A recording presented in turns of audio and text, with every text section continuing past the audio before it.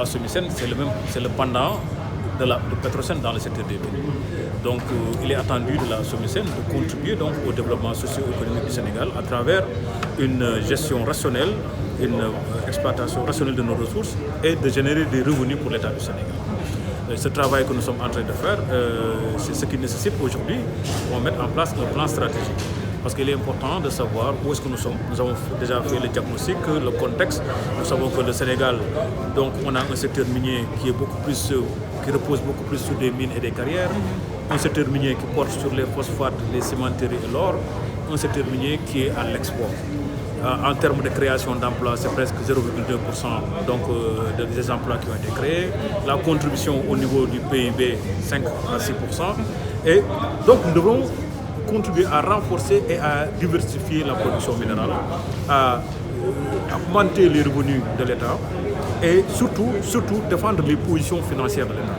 Parce que vous savez que les ressources sont des ressources renouvelables, épuisables, et il est important que dans le cadre de ces ressources, pour le présent et pour le futur, qu'il y ait un bras, et ce bras technique et commercial, c'est la SOMISEN, qui accompagne l'État donc dans ces projet de développement du secteur des mines. Et justement, en parlant de ressources naturelles, on sait que le sol sénégalais est très riche, mais le Sénégal ne dépend pas fiscalement, il n'est pas dépendant donc de ces ressources naturelles. C'est à la fois, comment dirais-je, c'est à la fois donc, un constat qui a été fait, parce que le fait que le Sénégal dispose de ressources et ne dépend pas fiscalement donc, de ce secteur montre deux choses.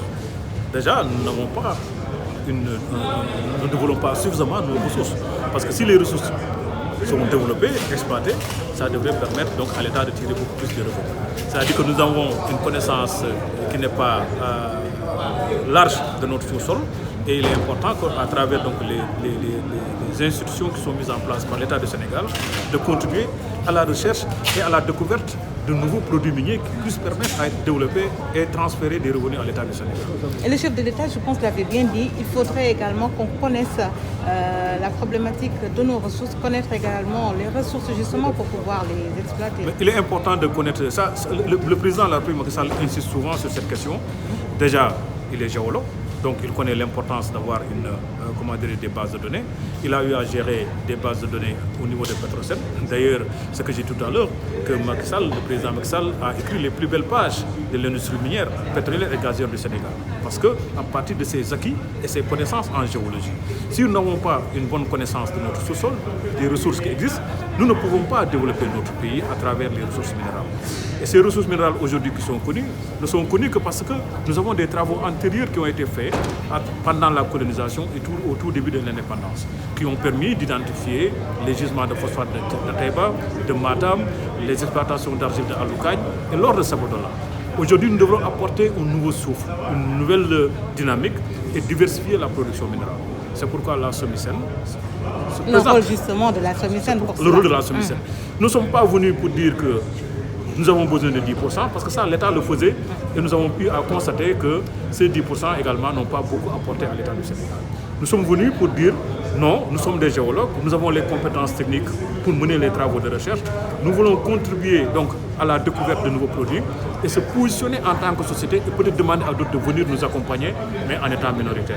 Donc c'est toute une dynamique nouvelle, une nouvelle vision du secteur des mines qui est en train de s'installer.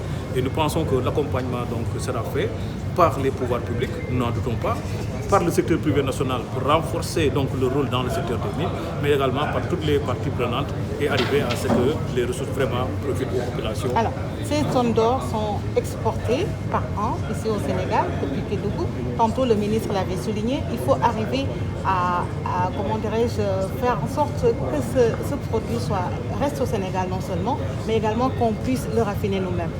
Non, c'est ça. Ça veut dire que vous savez, l'or, 16 tonnes d'or exploitées au Sénégal, il y a une progression quand même de l'exploitation parce qu'en 2012, nous étions à 6 tonnes d'or au Sénégal. Et maintenant, nous en sommes à 16. C'est un pas important, mais quand même comparé aux autres pays de la sous-région, je pense que nous avons encore beaucoup à faire.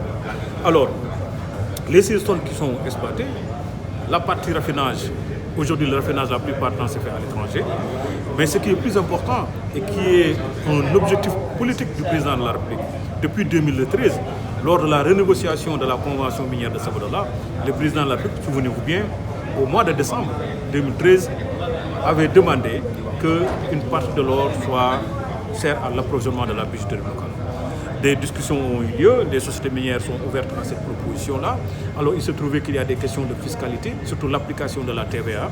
Je pense qu'aujourd'hui nous sommes sur une bonne trajectoire et je pense que les actions menées de l'État en termes de stratégie pour trouver le mécanisme approprié pour permettre à la bijouterie locale d'avoir accès à l'or, mais également le compagnonnage entre la SOMISEN et la bijouterie devrait permettre d'ouvrir de nouvelles pistes, de nouveaux horizons et amener à ce que l'or, même si une partie est exportée, qu'une partie puisse servir au développement également des activités. Surtout dans un contexte, vous l'avez vu que le président national du patronat de l'artisanat du Pelletier a eu à dire que nous sortons d'un contexte, non seulement un contexte de Covid et d'Ukraine, mais surtout dans un contexte où beaucoup de jeunes sont en train de prendre le large pour chercher des opportunités ailleurs. Alors que nous avons les possibilités en interne, à travers l'exploitation et la valorisation de nos ressources minérales, donc de créer de l'emploi et de la valeur. Et justement la TVA et le plaidoyer des artisans, je dirais des bijoutiers également, ils veulent que l'État lève cette justement TVA-là pour pouvoir leur permettre de bien profiter de leurs activités. Moi, je pense qu'il faut on doit avoir une phase test quand même pour voir comment mettre en œuvre cette politique du chef d'État qui veut que l'or soit accessible aux bijoutiers. Depuis lors, nous sommes en train de discuter de l'application de la TVA parce que les sociétés minières, pour les ventes locales, sont obligées d'appliquer la TVA. Et ça, vous appliquez de la TVA sur un prix déjà qui est sur un prix international, déjà l'or du Sénégal devient non compétitif parce qu'il vaut mieux aller l'acheter à l'étranger que de l'acheter dans ce pays. Maintenant, il y a une autre affaire à traiter. Si on doit fournir de l'or aux bijoutiers, mais l'or doit servir. La destination finale de l'or, c'est dans les bijouteries. Et après, doit être vu au niveau donc, des populations, des femmes particulièrement. Il ne s'agit pas de prendre de l'or, d'enlever la TVA pour permettre à l'or d'être exporté. Donc il y a tout un mécanisme de contrôle qu'il faudra mettre en place, mais également d'accompagnement pour que dans une phase test, de voir donc la réalité de cette politique, comment approvisionner et est-ce qu'il faut exonérer, est-ce qu'il faut suspendre.